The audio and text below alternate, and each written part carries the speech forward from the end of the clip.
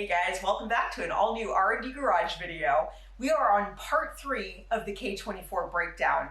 We are getting so close. I know we're gonna finish it up today. It's gonna go super fast, and then I gotta decide what we're gonna show you next. But definitely we're gonna try to show you every step of the way. So stay tuned, about to break it down further. Okay, the first thing that's coming off today is the thermostat housing.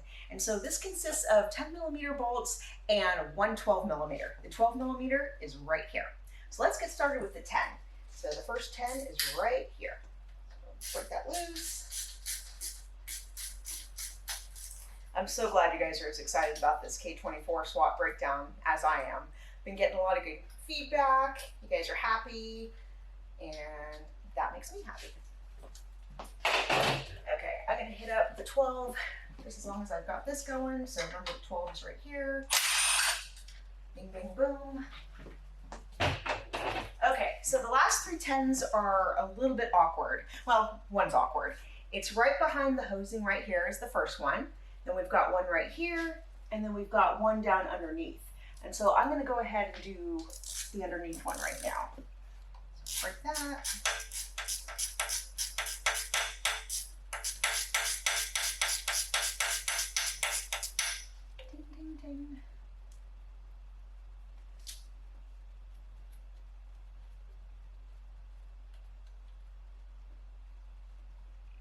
Okay, it's definitely, there we go.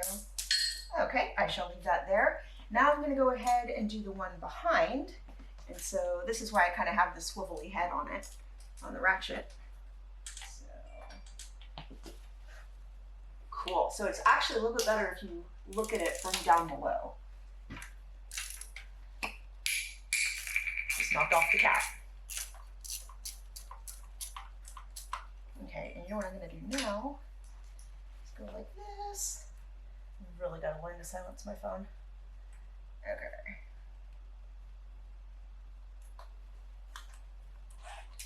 So, bam! There it is.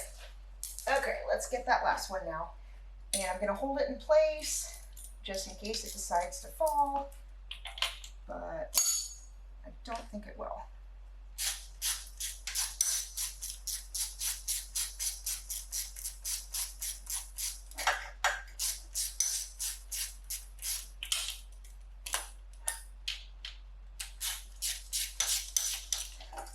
Oh, well, there we go. It's off.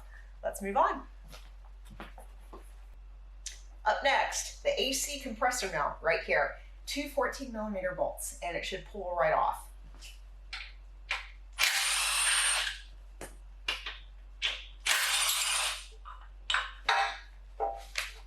Absolutely right. Let's pull off something now. Motor mount time. 3 14mm bolts.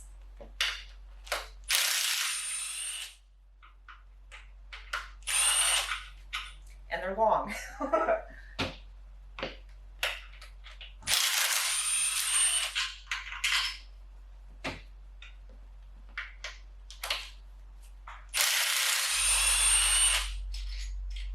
Beautiful. Evap purge valve. I always want to like spit out these words as fast as possible, but then you get like a couple of words that don't sound like they should go together, and my mouth's like, talk slow. Okay, 2 12mm bolts. One right here and one right here. And it should come off with the last bolt. There's one bolt.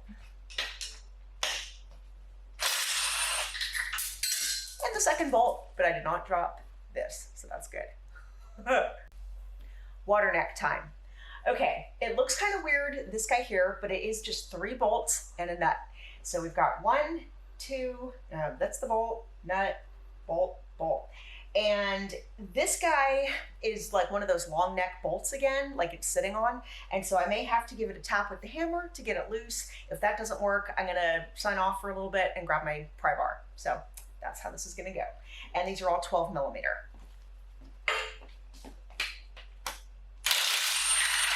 Perfect. Yeah, that looks odd. Okay. So, give that to you. Toss.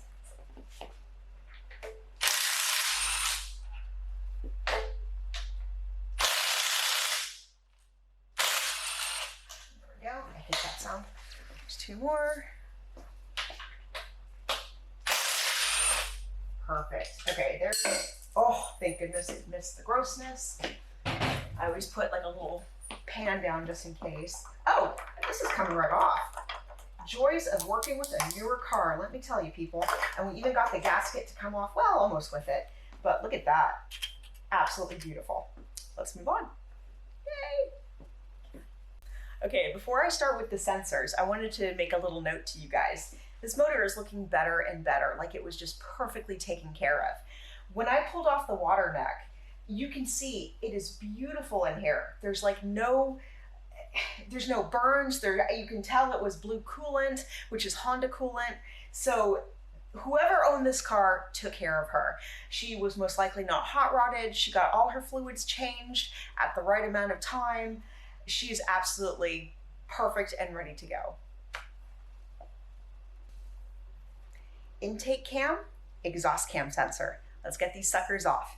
Now, I don't want to bung these guys up accidentally with the power tool, so I'm going to go ahead and hit it with my ratchet.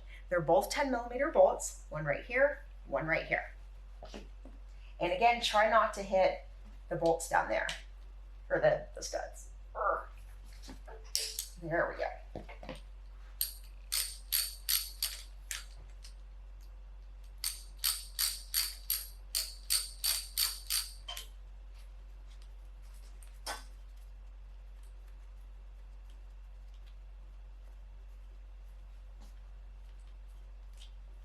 Okay, so probably needs a little bit of a wiggle here. Okay, I'm gonna take the other one off and then I'll do the little wiggle. Not me personally, but the sensor. Oh, that one was easier.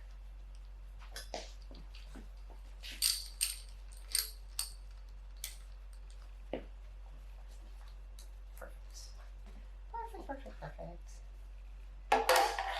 That's not going to sit there. There we go. And I think I'm going to take off the gloves for this. The gloves are coming off, guys. I think. Oh, yeah. There we go. So it's basically plugged into a hole just like that. I'm going to give you that because I don't want to drop it. And let's do. Perfect. Sensors are off. Yay, and they're wet.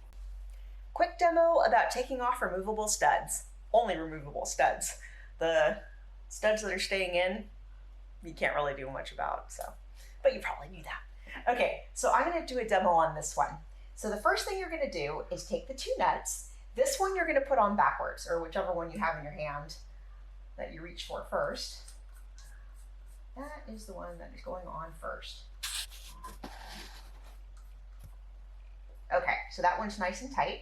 And now we're gonna put on another nut, but we're gonna put it on the correct way so that these 2 flanges will be able to kiss each other. They'll be that close.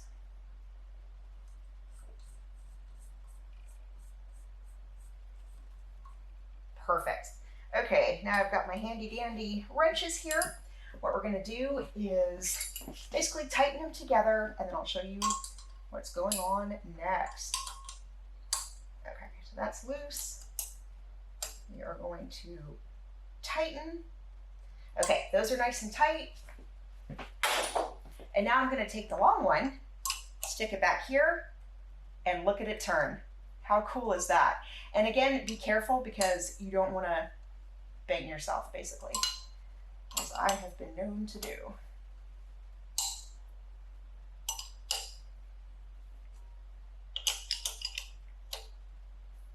Beautiful, and you can see that coming out. And so I am going to repeat this process with the stud below.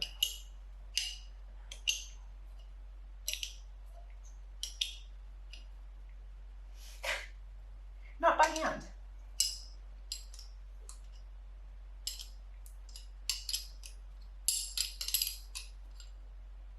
There we go. Beautiful! The removable stud has been removed. Okay, now we're going to take off the heat shield and the VTEC solenoid. Heat shield, obviously, is just a couple of bolts, 12 millimeter, and then we've got 310s on the VTEC solenoid, and it will come out as one giant thing. So what I'm going to do is not hit up the VTEC solenoid with this guy. We're going to take off the heat shield first.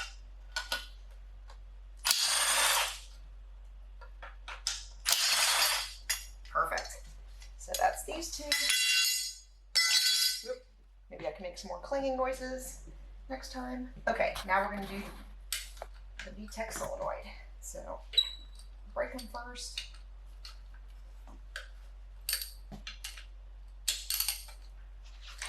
Perfect.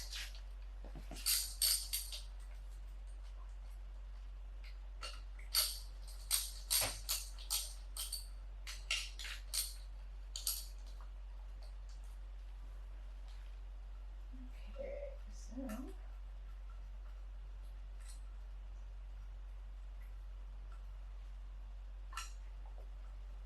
so these are long boys.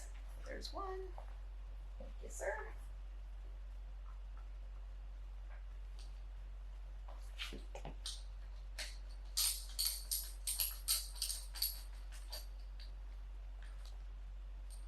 Awesome. There we go.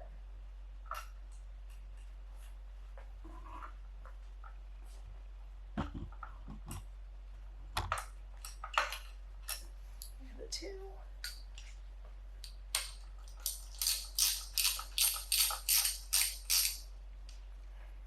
Just gonna eventually hand you them all. Okay, so actually,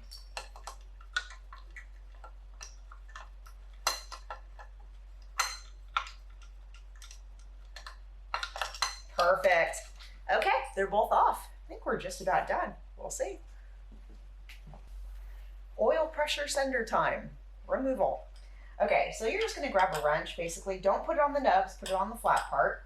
Go ahead and tighten, and then break loose.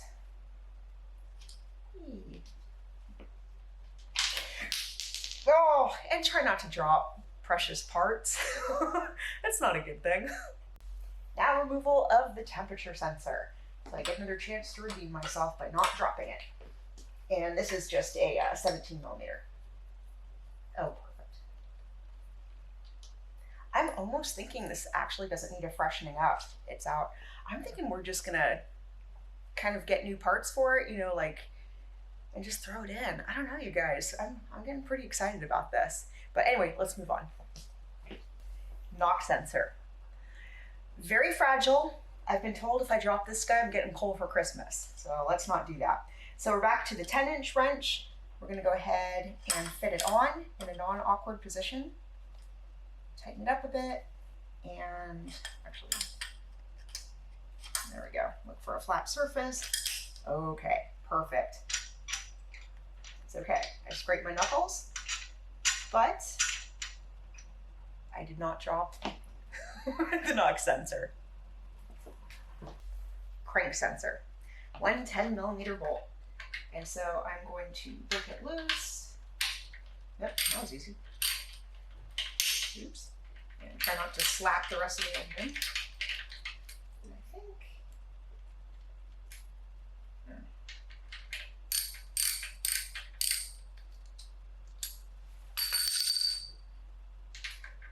There we go. Okay, so I'm going to pull this nut out, or bolt, sorry.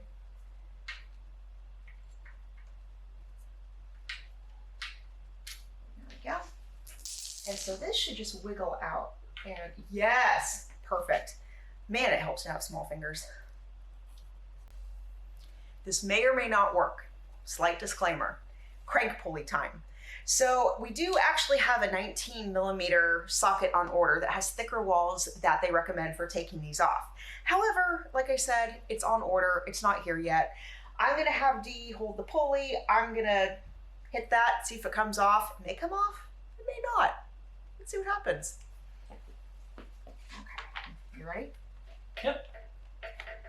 Okay. Oh my gosh, Milwaukee. This is why I use Milwaukee, okay? I didn't mean to like yell in Dee's ear, but crank pulley, crank, it's off. Mwah. I love you, Milwaukee. Bye, Milwaukee. Crank. Okay, I wanted to mention this now that it's out. Woohoo! Okay, so here's the pulley, here's the key. Do not lose the key. The key fits in this notch right here, which fits in right here. So again, try not to drop it anywhere, and if you do, go over the floor with a tight, what do they call it? Fine, one of those comb things. Yeah, do that. Okay, just a couple notes about this beast now that it's completely torn down. We are going to be reusing the water pump housing. However, the water pump itself will be out of an RSX because it has a port for the oil cooler. As far as internals go, we'll be getting new rods and pistons. However, we will be reusing the crank. What are you doing with the head? Okay, I'm taking the head off, using it as a potential spare. I hear Drag Cartel and 4-piston both make really, really nice ported heads. So I may be going with one of those. Well, I know I'm going with one of those. I'm just not sure which yet. Just when you thought the video was over. So, wrapping up your extra parts, or the parts you just took off the motor. If you've been searching for something for 20 minutes, you don't own it anymore. It's gone. Poof. Goodbye. Especially if you own a warehouse like ours, or a garage that's full of crap. You're never going to find it again. Cheap pallet wrap from Home Depot. Go buy some. This stuff is awesome.